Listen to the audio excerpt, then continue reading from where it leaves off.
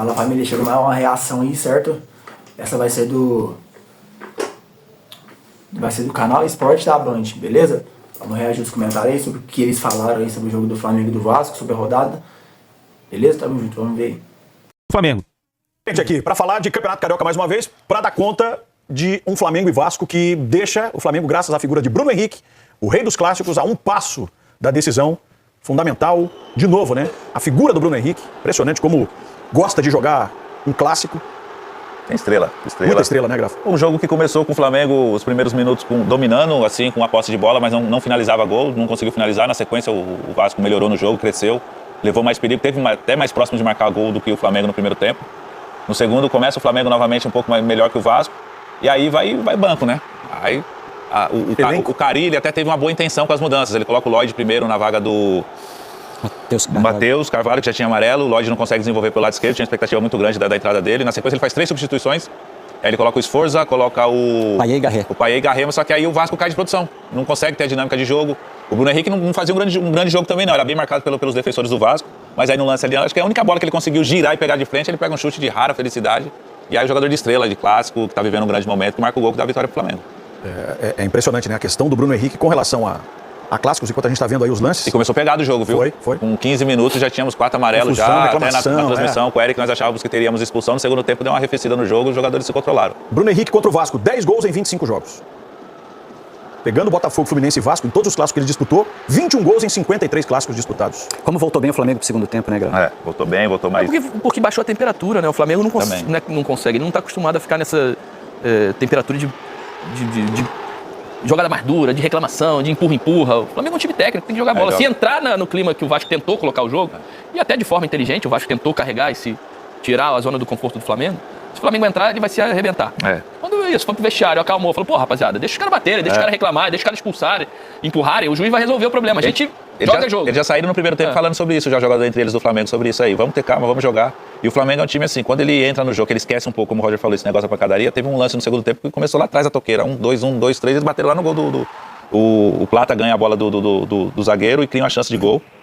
Assim, poderia até ter sido mais, né, pro Flamengo. Vai ser difícil vencer o Flamengo esse ano, viu? O Flamengo tá com um time muito bem, jogadores experientes, teve a ausência do Danilo, mas quando o Danilo joga, com o Léo Ortiz, jogadores, o Wesley tá jogando muito bem, tá solto, Dorival, ele cai pelo meio, o Gerson tá bem. Também tá na lista. O Flamengo é um time muito organizado, que vai ser difícil perder jogos do Flamengo. Vai chegar momentos da temporada que vai perder jogos.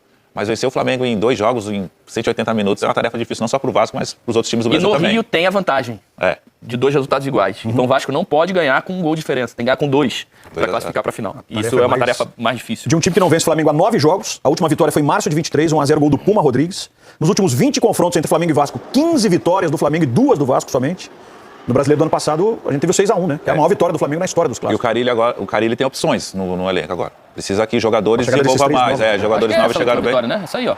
Sem gol do Puma. Isso, 1-0, né? Isso, 2023. Aí a adaptação dos jogadores que chegaram, a recuperação, os jogadores entraram num nível de condição física. O Coutinho é um jogador diferente, quando a bola chega no pé dele, que ele tem espaço, ele consegue criar situações. O Verratti é o cara do último passe. Não adianta ficar lançando bola pro Verratti, bola longa, ou querendo que ele faça a parede todo o tempo. Quando o Vasco se encontrar nisso daí, eu acho que com o elenco que tem agora tem condições de fazer uma boa temporada. Você vê que são 37 anos sem o Vasco vencer a final. Cocada fez aquele gol sem vencer uma final contra o Flamengo. Vai ficar 38, porque não é final, né? É semifinal. Essa estatística vai se manter. Já vai aumentar. Né, não vai ser contra o Flamengo. Vai ser contra o Flamengo. Exatamente. Ele pode vencer a final, mas não vai ser contra o Flamengo. Usou Lloyd Garré, não usou o Nuno Moreira, né? Você gostou de Lloyd Garré, Grafa? O Lloyd não conseguiu, assim, ter uma expectativa muito grande por conta muito mais da personalidade dele do que do futebol. É um bom jogador que desenvolve bem, mas não conseguiu. Teve um lance no final lá que ele fez um cruzamento de direita, assim, o Verratti ficou louco da vida. Ele ficou muito restrito ali ao lado esquerdo, sempre com a marcação em cima, não conseguiu desenvolver, fazer jogadas, dribles, jogadas de perigo, não. Chegou faz 3 dias no Rio, já teve um problema teve um problema com a adaptação por conta do calor do Rio de Janeiro, né? O Carille falou na entrevista pré-jogo. Tem que dar tempo ao tempo, se adaptar bem e tentar desenvolver bem. O Carille mandou a real. Os caras acabaram de chegar. E esse é um problema quando você reforça o time, quando a janela tá fechando. Isso aí são 2 meses de temporada perdidos, que os caras agora precisam se adaptar ao futebol brasileiro, se adaptar ao calor. O Lloyd Augusto foi o mais utilizado ali, o Benjamin Garré também entrou, o Nuno Moreira acabou não sendo utilizado. Mas são jogadores também que não vieram para mudar o patamar do Vasco, para colocar o Vasco num patamar competitivo parecido ao do Flamengo. Não, chegaram para composição de elenco, para dar opção ao técnico de jogadores de velocidade. Enquanto no Flamengo, Felipe Luiz tem um vasto leque de opções, com muita qualidade, e aí não é só Bruno Henrique, é Luiz Araújo, Plata, De La Cruz, ter o De La Cruz no banco de reservas. Olha o luxo que o Flamengo tem. Do lado do Vasco são muitos problemas. O técnico, em março, estreando jogadores. O Flamengo está estágios, anos-luz à frente do Vasco em elenco e também em preparação. Felipe Luiz vem desde o ano passado com um bom trabalho, então fica muito difícil realmente pro Vasco ser competitivo com o Flamengo. Faltam muitos passos ainda pro Vasco conseguir. Nem mesmo o torcedor mais esperançoso do Vasco acredita que uma remontada, que uma virada é possível, mas espera que pelo menos o comportamento do primeiro tempo se mantenha e se mantenha por mais tempo. Se o Vasco não quiser passar uma vergonha no Maracanã, tomar uma goleada. E esse Vasco é o Vasco, qual será o campeonato brasileiro desse Vasco? Porque esse ano aqui acho que nós teremos várias equipes com bom nível, né?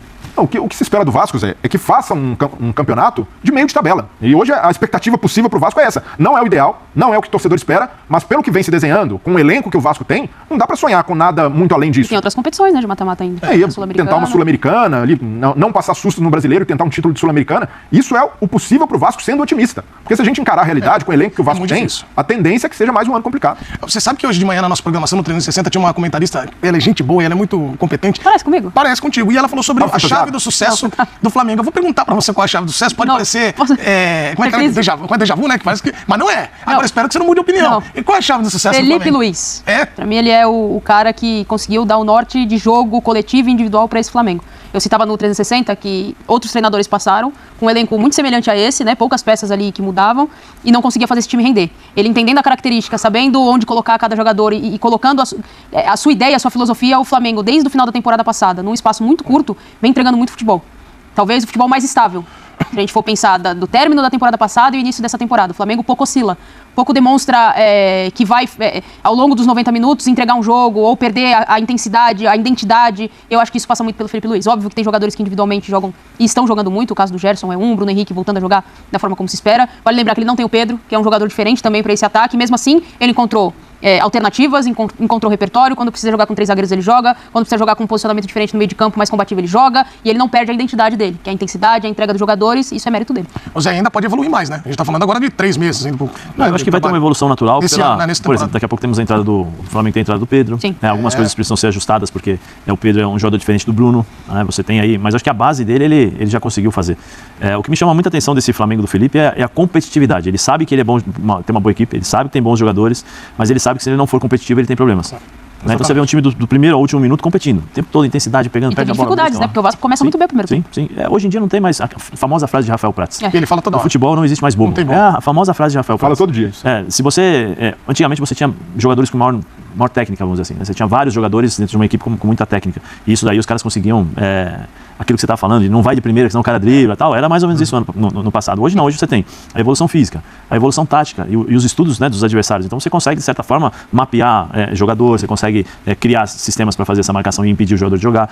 O Carille, eu acho que eu sempre falei, o Carille, na fase defensiva, acho que é um dos melhores treinadores que nós temos no Brasil em termos de posicionamento, de posicionar a sua equipe defensivamente, né, e sair no contra-ataque. Um dos grandes problemas que ele tem era realmente criar uma equipe para poder jogar, né, de peças para ele poder fazer com que isso mude um pouquinho a ideia que se tem dele. Mas acho que esse Vasco vai ser esse Vasco competitivo, vai ser um Vasco chato às vezes de jogar, mas que vai faltar um pouco de qualidade para subir de patamar. A realidade está muito complicada para do Vasco. É difícil. E hoje, eu lembro do Carille, em 2017... Eu vou falar do Flu contigo, vai. Então, mas até para falar do Flu, 2017, o Carille ficou bravo com a história da quarta força, utilizou aquilo para fazer do Corinthians campeão.